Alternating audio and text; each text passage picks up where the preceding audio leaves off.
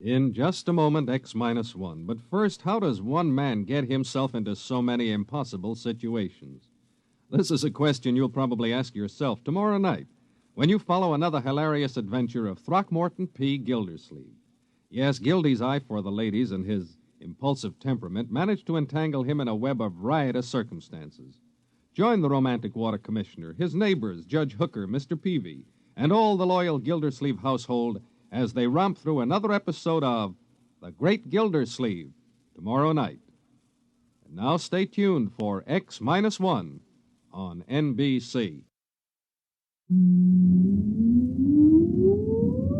Countdown for blast off. X minus 5, 4, 3, 2, X minus 1, fire.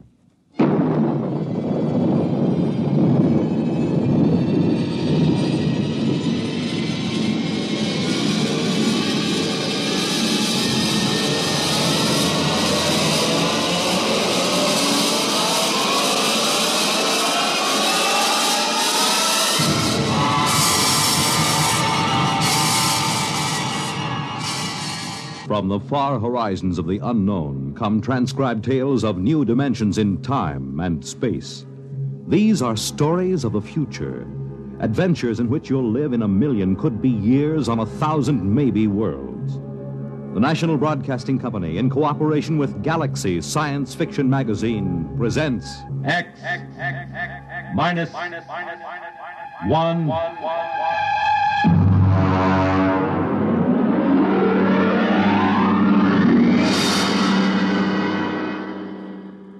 Tonight's story, The Cave of Night, by James E. Gunn. Oh, you want a level, Charlie? Okay. Though yet of Hamlet, our dear brothers, death the memory be... Anyway, how's it, okay? Okay. Check recording, will you? I may go over a half hour. Make sure they got another reel of tape ready, okay? All right, Look, Bill, I've just put the segments of tape together for the next week's show. I'm going to record my narrations, and we'll listen to it together tomorrow. I know this is unusual, but you're the producer, and I don't want you out on a limb that may be sawed off behind us. This week's show is liable to either win us every award from the Peabody to the Pulitzer Prize, or maybe put the network out of business. Okay, we start with the standard opening. Behind the world, etc., 40 seconds. This is Harry Anders, your editor. At 8 o'clock, after the sun has set and the sky is darkening, look up. There's a man up there where no man has ever been. He is lost in the cave of night. And the fuel tank's empty. Receiver broken. Transmitting and clear. Anyone picking this up, anyone. This is Rev McMillan calling. Notify Goddard Rock, New Mexico. There's no way to get back. There's a man up there where no man has ever been. He is lost in the cave of night. We all know that phrase now, the cave of night. It was written by a poet disguised in the cynical hide of a newspaper rewrite man. But it stuck. It caught the world and held it like a butterfly pinned to a board. It started with a ham, an amateur radio operator, in Davenport, Iowa. All right, Eddie. Roll the first tape in here. It's marked. Am I too close? I was up in the attic. I usually have a talk with WG-73. He's in Buenos Aires. We play chess. Well, there was some kind of interference. And then all of a sudden, I heard this voice. I record most of my listening anyway, so I had the tape machine running. After I heard it, I called civil defense. That's what we're supposed to. Look, Bill, I haven't done the final editing on these tapes, so don't worry if they're a little rough. Down out of the night, flung from the darkness, came these words, the first of so many that electrified the world. Notify Goddard Rock, New Mexico. There's no way to get back. No way to get back. I'm stuck up here. No way to get down. What does it take to catch the pity of the world? A man wedged underground in Kentucky. A little girl in the bottom of a well. Somebody alive, waiting for rescue, with the days of his life numbered. Somebody somewhere waiting for us to get him out. The story broke in this morning's papers. Orbiting 1,000 miles above our heads was a man, an officer of the United States Air Force in a fuelless spaceship. We're recording at the desk of Mike Bayless, senior night editor of the Continental Press National Wire. Hey, you always get a reaction like this. I remember the Floyd Collins story in the 20s. Fellow trapped in that cave in Kentucky, remember? Oh, sure. And the whole country hanging on to see if he could get out. Then there was that little girl stuck in the well. Kathy Fiskus? Yeah. We pulled all those stories out and put them on the wire for background. But this hit bigger. We got the first lead from an Air Force handout in New Mexico. They just said an experimental rocket failed to return to base. But by that time, the cat was out of the bag. Ham operators picked up those messages from Boston to Fairbanks, Alaska. Mr. Bayless, you first used the phrase the cave of night, didn't you? Yeah, I guess so. I mean, you got to get a little purple on a thing like this. People eat it up. You can't spread it on too thick. Anyway, I was lost in a cave once when I was a kid in upstate New York. I waited around for a couple of hours in the dark until they came for me. It kind of reminded me of that. It reminded the world of terrors at night, of struggling awake through nightmares. The fears of loneliness, darkness, falling, suffocation, thirst. It reminded me of Rev McMillan. And perhaps I have an advantage over all the other reporters for newspapers and radio and television because I knew Rev McMillan. I knew him in college and in the Air Force. I knew that he was testing rocket-powered craft at Goddard, but I didn't know they were so close to space. No one knew, till those messages of desperation crackled down through the atmosphere. I remembered Rev when I saw those headlines that morning. Straight black hair, Clark Gable ears, a reckless grin. He ate well, reveled in expert jazz and Mozart opera, and he talked incessantly. His southern speech was no drawl. There was too much to say. And now he was alone, and soon all that might be extinguished. The men from the radio newsrooms rushed to Goddard Rocket Base armed with miniature tape recorders. Gentlemen, I'm Colonel Arthur J. Hannigan, Information Officer for Goddard Rocket Base. And I'm authorized to issue the following statement. First Lieutenant Reverdy L. McMillan, United States Air Force pilot, Experimental Rocket Division, took off from Goddard Base at 22:34 Rocky Mountain time. His craft, the XR-37 Mark II, a hydrazine nitric three-stage rocket. I'm sorry I can't describe it, boys. Classified. Well, in order to maintain orbit, the motors were pulsed for 1 second every 15 seconds elapsed time. After 3 minutes, the exhaust was seen by ground spectroscope observation to flare for half a minute. His fuel supply is exhausted. The craft has reached sustaining orbital speed. What does that mean, Colonel? He's out of gas. He can't get down. The first mobilization was of the scientific brains massed at Goddard. Few of them knew Rev. Brains at a research project are usually carefully sorted out and salted away from the distractions of the outside world. They designed, they invented, they calibrated and theorized. But they didn't know the short, stocky man with a lopsided grin who rode the fruit of their labor up and out, and now circled the world of his birth, with time ticking out. I covered the hearings in Washington for the network newsroom. I flew down from New York, and the stewardess came out every few minutes to tell the passengers the latest news. She called him Rev, although she never knew him, and once I thought I saw a tear. The hearing was before the subcommittee of the Senate Committee on Military Affairs. Presiding, Senator Alan J. Haggister of Kentucky. All right, General Finch. You've made the technical situation fairly comprehensive, even to an old canebrake redneck hillbilly like myself. I have tried to make the gravity of the situation apparent, sir. It appears to me, General, that the sacred life of a human being created in the image of his maker is in danger. It's no light thing to be thrown away like some guinea pig. If that ship wasn't safe, if that poor man up there in the Cave of Night is to die, somebody is responsible. Isn't that right, General? Sir, a manned rocket was sent up because of one simple fact. It takes a computer of tremendous versatility and capacity to operate a Harrison-Munch reactor engine. A computer of infinite complexity. And I ask you, General, I put the question to you, why was such a computer not designed? It has been designed, sir. It was designed 500,000 years ago. There is only one mechanism competent to handle those controls, sir. That is the human brain.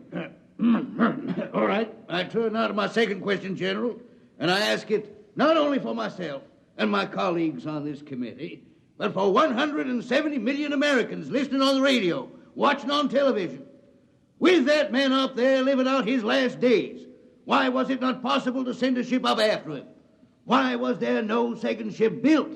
For one reason, Senator, money.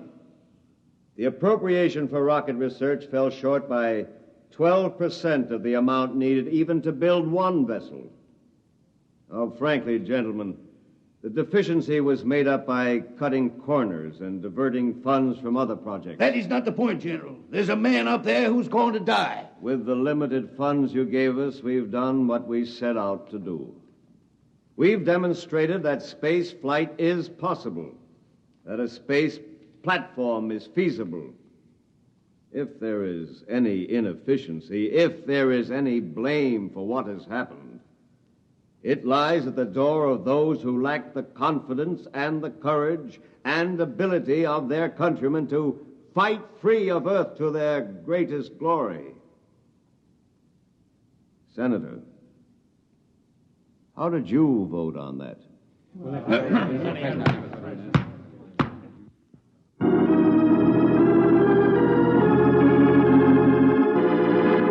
This is Harry Anders in the gallery of the Washington National Cathedral.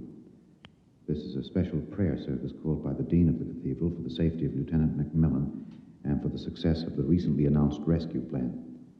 The church is filled. There's a sprinkling of high Navy, Army, and Air Force uniforms. I see General Finch in the second row, next to the Secretary of the Air Force and the newly appointed Undersecretary of Defense, Mr. Winokur. Prominently displayed in the center aisle, below the ornate railing separating the pews from the altar, is the small model of McMillan's ship. One by one now, the congregation is filing past, dropping checks, bills. I saw one child drop in 12 pennies one by one. All contributions are to be used to defray the cost of the rescue effort. The congregation is now kneeling to pray. A moment of silent prayer will follow for the safety and rescue of Lieutenant McMillan. $1 billion was raised in 1 week from voluntary contributions. Another $1.5 billion was appropriated unanimously by Congress. The race began. Would the rescue party reach the ship in time? Of course, we didn't know then. And daily we listened to the voice of the man we hoped to buy back from death. Now, look, Bill, on these McMillan broadcast tapes, don't let some ignorant engineering vice president holler because it's not broadcast quality. Believe me, I knew McMillan. There's more of that wild Texan in these tapes than in any hi-fi super-frequency response studio recordings. Just listen. You'll see what I mean. I've been staring out the portholes. I never tire of it. Through the window at the right, I see a black velvet curtain with a strong light behind it. There are pinpoint holes in the curtain, and the light shines through, not winking the way stars do, but steady. There's no air up here. That's the reason. My oxygen is holding out better than I expected. By my figures, it should last 27 days more. I shouldn't use so much of it talking all the time, but it's hard to stop.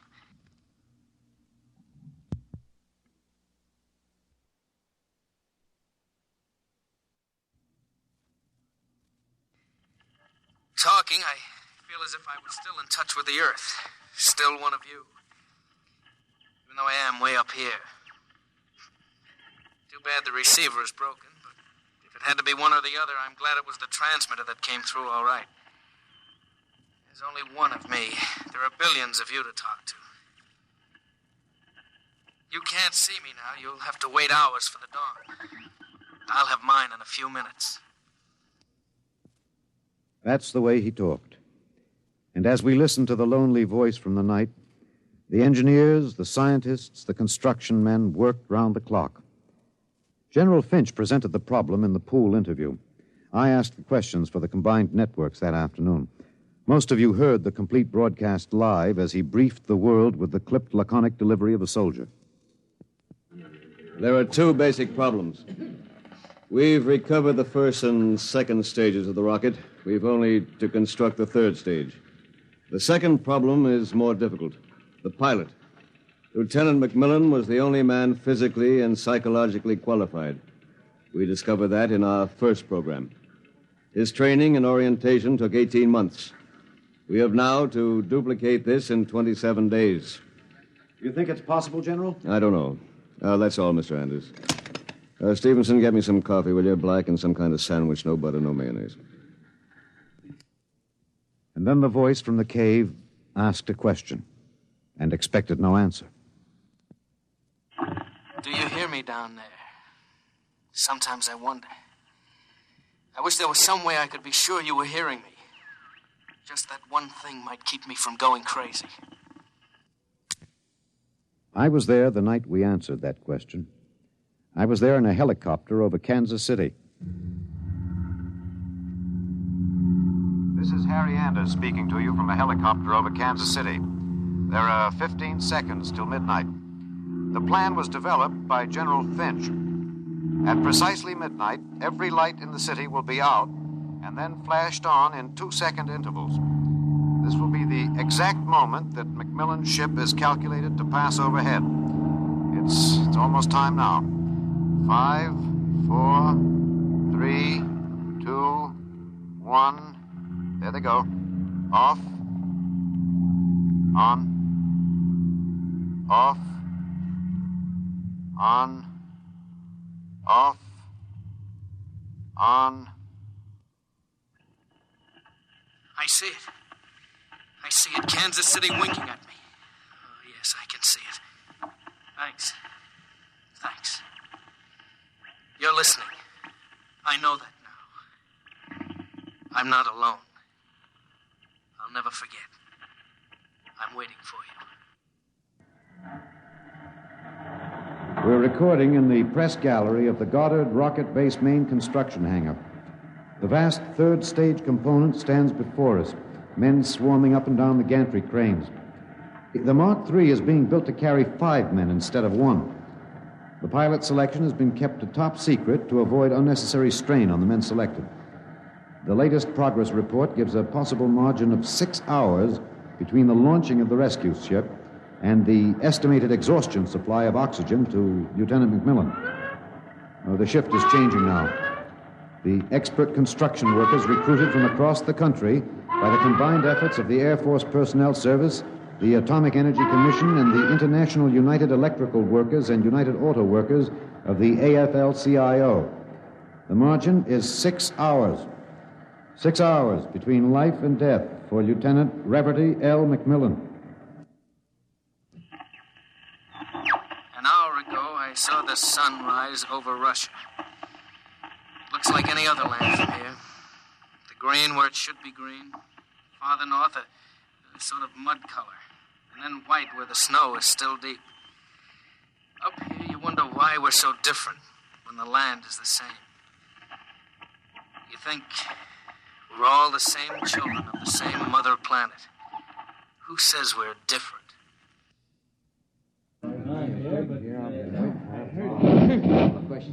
Can you hear me in the back? You're standing a little close.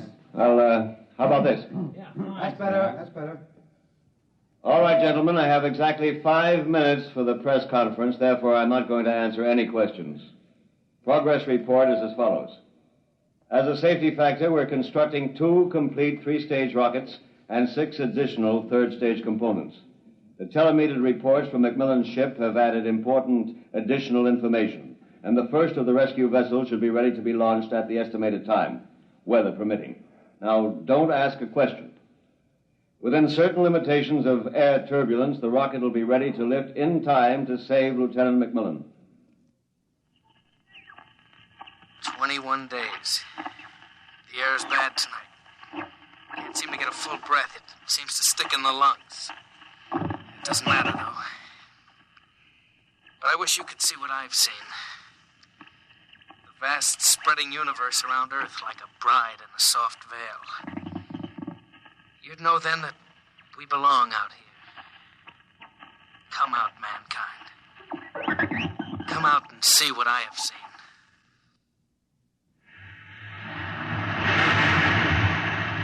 This is Harry Anders at Goddard Rocket Base. The Harrison Munch reactor engine for the first third-stage rescue is being tested here at Goddard. You can hear the roaring of the gases in the test chamber behind me. The work has been stepped up as a new calculation based on the increased temperature reading from McMillan's ship indicates that the exhaustion time will be some 6 hours earlier than originally estimated. The margin of rescue will be in minutes. Air very bad. Better hurry. Can't last much longer. Silly, of course you'll hurry. But I don't want anyone feeling sorry for me. I've seen the stars clearly. But more than this, I've seen the earth. There where I have lived and loved. I have known it better than any man. And loved it better. And known its children better. Goodbye. I have a better tomb than the greatest conqueror Earth ever bore. Do not disturb.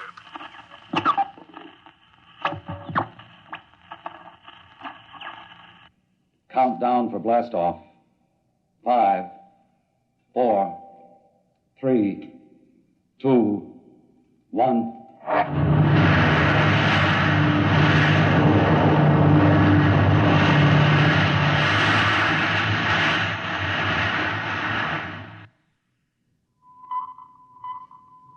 Anders, tape 323. We're in the press operation room of Goddard Field. The rescue rocket has been aloft 53 minutes plus. Its calculated time of arrival is 54 minutes. You will hear the voice of General Beauregard Finch on a direct pickup from the rescue vessel, which has been named unofficially the Lifesaver. Silent crowds have collected at the outer perimeter of the rocket base, as if by their presence they might help it. Here it comes. Quiet. The next voice you hear will be General Finch aloft in the rescue ship. The voice quality may not be good. He's speaking over a throat mic in his pressure suit. Mark 3 to base. This is Finch. We'll secure that cable. We have just secured to the airlock of McMillan's ship. I'm now entering the lock. The inner door is closed. I have closed the outer door. The inner door is cycling. Now it is open. Bring in those oxy bottles, will you? The bulkhead to the control room is open.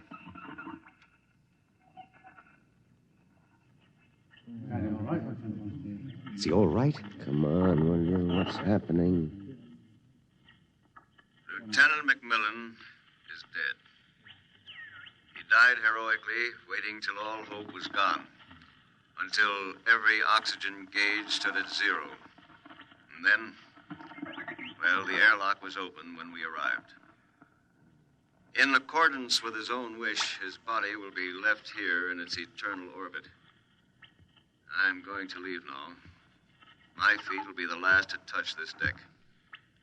Lieutenant McMillan is in his control chair, staring out towards the stars. I'll leave the airlock doors open behind me. Let the airless, frigid arms of space protect and preserve for all eternity this man they would not let go. Well, that's the show, Bill.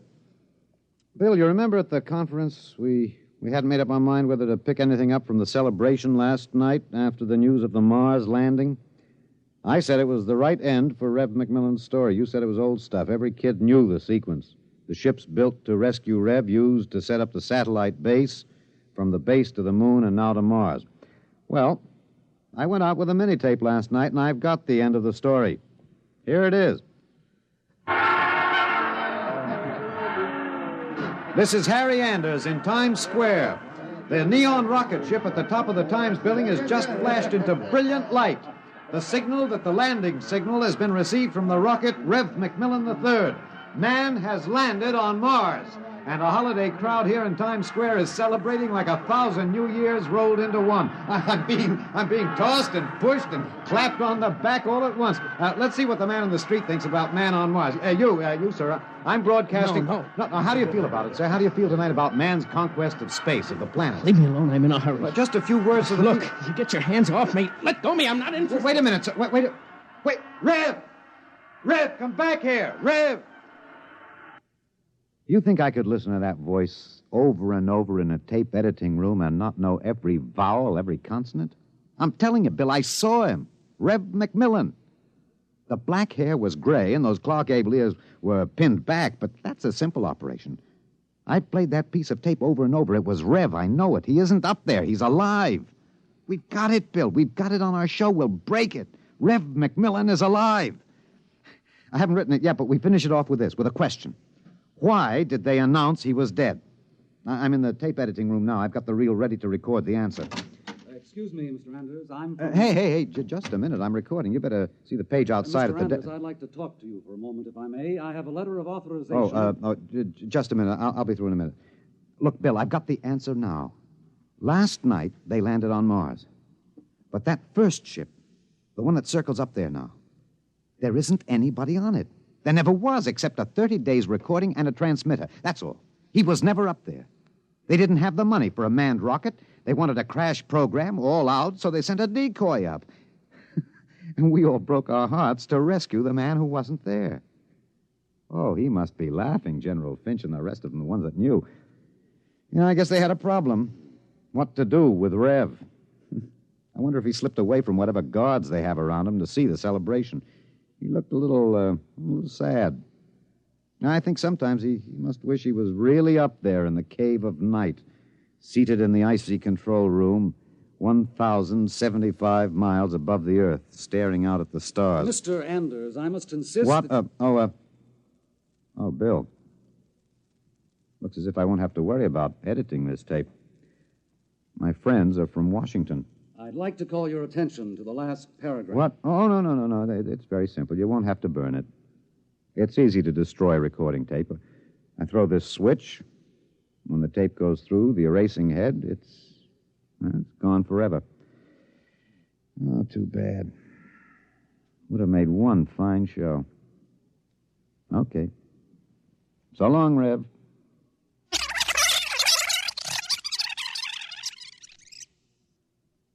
You have just heard X-1, presented by the National Broadcasting Company in cooperation with Galaxy Science Fiction Magazine, which this month features an exciting serial, Slave Ship, by Frederick Pohl.